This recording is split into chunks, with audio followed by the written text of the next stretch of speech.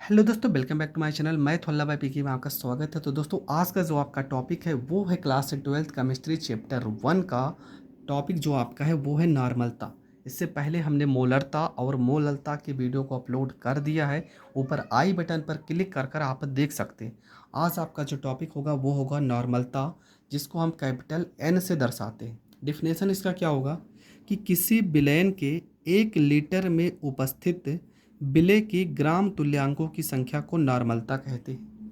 देखो, डिफिनेशन इस फार्मूले से हम निकालेंगे कि किसी विलयन के 1 लीटर आयतन में उपस्थित किसी विलयन के 1 लीटर आयतन में उपस्थित विलेय के ग्राम तुल्यांकों की संख्या को विलयन की नॉर्मलता कहते हैं। अगर डिफिनेशन आपको नहीं याद है, फार्मूला याद कर लीजिए। फार्मूले से आप डिफिनेशन बना दीजिए। सीधा सीधा क्या लिखना है, किसी विलयन के 1 लीटर आयतन में उपस्थित विलेय के ग्राम तुल्यांकों की संख्या को विलयन की नॉर्मलता कहते हैं।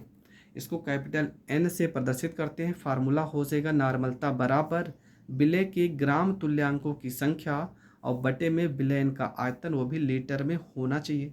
मात्रक इसका होगा ग्राम तुल्यांक प्रति बटे में आयतन है तो लीटर, ये इसका मात्रक हो जाएगा। यहाँ पे एक नई चीज़ आपको दिख रही होगी कि ग्राम तुल्यांकों की संख्या कहाँ से निकालेंगे। तो इसका फार्मूला होता है ग्राम तुल्यांक बराबर भार बटे में तुल्यांकी भार, ये होता है इसका फार्मूला। तो यहाँ नया फार्मूला आ जाएगा नॉर्मलता बराबर, इसकी जगह पे अगर हम इसका वैल्यू लिखेंगे तो क्या हो जाएगा, विलेय का भार बटे में विलेय का तुल्यांकी भार गुणे विलयन का आयतन लीटर में। तो ये सब इसके फार्मूले ही हैं। जैसा जैसा सवाल आएगा आप उस तरह के फार्मूलों का प्रयोग कर सकते हो। तो चलो पहले सवाल को हम हल करते हैं। लिखा गया है 80 ग्राम NaOH को जल में घोलकर 500 मिलीलीटर विलयन बनाया गया है, तो विलयन की नॉर्मलता ज्ञात कीजिए। 80 ग्राम NaOH मतलब NaOH का भार दिया गया है। NaOH का भार, NaOH आपका क्या है, तो ये आपका है विलेय, बराबर कितना दिया गया है, 80 ग्राम लिखा है। आयतन लिखा गया है विलयन का आयतन, विलयन का आयतन बराबर लिखा गया 500 मिलीलीटर, 500 मिलीलीटर। अब हमें दिक्कत क्या, हमें चाहिए तुल्यांकी भार। तो तुल्यांकी भार कैसे निकालेंगे, यहाँ पर लिखेंगे NaOH का तुल्यांकी भार, तुल्यांकी भार। देखो, तुल्यांकी भार का फार्मूला होता है अणु भार, अणु भार और बटे में यहाँ पे स्मॉल n। अभी स्मॉल n का मतलब समझ लेते हैं। पहले अणु भार क्या होगा, तो NaOH का अणु भार हमने बहुत बार बताया है। NaOH का अणु भार क्या होता है, Na का होता है 23, O का होता है 16, H का होता है 1, सब जोड़ दोगे आ जाएगा 40, आ जाएगा 40 बटे में n का मतलब होता है, देखो इस NaOH में H कितनी बार लिखा है, तो H कितनी बार लिखा, H लिखा 1 बार, तो यहाँ पे बटे में 1 हो जाएगा। NaOH क्या है, तुम्हारा क्षार है। ये तुल्यांकी भार का अलग से हम वीडियो बना देंगे, आप वहाँ से बहुत अच्छे से समझ आना। पर यहाँ पे सिर्फ इतना जानो कि यहाँ पे जो विलेय दिया इसमें H कितने नंबर है, H का 1 ही नंबर है, तो बटे में 1 लिखे हैं, तो यहाँ पर ये हो जाएगा 40 हो जाएगा। अब आते हैं फार्मूले पे, नॉर्मलता बराबर, नॉर्मलता बराबर फार्मूला क्या होता है, देखो फार्मूला लिखा है कि विलेय का भार बटे में विलेय का तुल्यांकी भार गुणे में आयतन। तो विलेय का भार मतलब छोटा w, तुल्यांकी भार यहाँ पे लिखा है, तुल्यांकी भार के लिए यहाँ पे हम लिख लेते हैं n और यहाँ छोटा w लगा देते हैं तुल्यांकी भार के लिए, और आयतन के लिए v और यहाँ पे लीटर हो जाएगा। तो छोटा w कितना दिया गया 80 ग्राम, तो यहाँ पे 80 हो जाएगा। तुल्यांकी भार कितना आया 40, तो यहाँ पे 40 हो जाएगा। आयतन कितना आया 500 मिलीलीटर, 500 और बटे में 1000 हो जाएगा। 500 से काटेंगे 2 बार में कट जाएगा, ये 2 हो जाएगा, ऊपर 80 से गुणा हो जाएगा 80, 80 गुणे में 2 बटे में यहाँ 40 हो जाएगा, 40 से दूना 80 हो जाएगा। मतलब नॉर्मलता n बराबर 2 दूना 4। ठीक है, मात्रक में है, चाहे n लिख सकते हैं 4n हो जाएगा, चाहे यहाँ पे लिखना चाहें तो ग्राम तुल्यांक और बटे में लीटर लिख सकते हैं। तो ये आपका हो गया पहला प्रश्न। दूसरे प्रश्न पे आते हैं। लिखा है 45 ग्राम H2SO4 250 मिलीलीटर विलयन में घुला है, तो विलयन की नॉर्मलता ज्ञात कीजिए।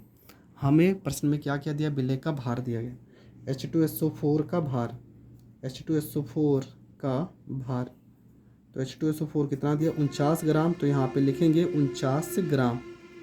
H2SO4 का अणु भार निकालेंगे, H2SO4 का अणु भार, तो ये आपका हो जाएगा 98 हो जाएगा। ठीक है, बहुत बार हम निकाल के बता भी चुके हैं। इसके बाद 250 मिलीलीटर विलैन, विलैन का आयतन दिया गया है, विलैन का आयतन बराबर लिखा है 250 मिलीलीटर, मिलीलीटर। हम ग्राम तुल्यांकी निकालेंगे इसका। सबसे पहले तो लिखेंगे H2SO4 का तुल्यांकी भार क्या हो जाएगा, फार्मूला अणु भार, तो अणु भार कितना दिया गया, 49, अणु भार कितना दिया गया, 49, सॉरी अणु भार, ये तो भार दिया गया, अणु भार आपका 98, तो यहाँ पे 98 हो जाएगा। बटे में n मतलब इसमें देखेंगे h कितना वैल्यू, देखो h की कितने वैल्यू है, 2, तो बटे में कितना हो जाएगा, बटे में आपका हो जाएगा 2 हो जाएगा। 2 से 98 को काट देंगे तो कितना आ जाएगा, 49 आ जाएगा। सवाल में h का वैल्यू कितना है, 2 बार h है ना, h की वैल्यू 2 है इसलिए यहाँ पर 2 लिखे हैं, अणु भार ऊपर, तो 98 बटे में 2 हो जाएगा। नॉर्मलता बराबर फार्मूला विलेय का भार, तो विलेय का भार कितना दिया गया, 49, तो यहाँ पे 49 हो जाएगा। बटे में विलेय ग्राम तुल्यांकों की संख्या या तुल्यांकी भार, तो ये कितना दिया गया, ये भी आपका 49 दिया गया, तो ये 49 हो जाएगा।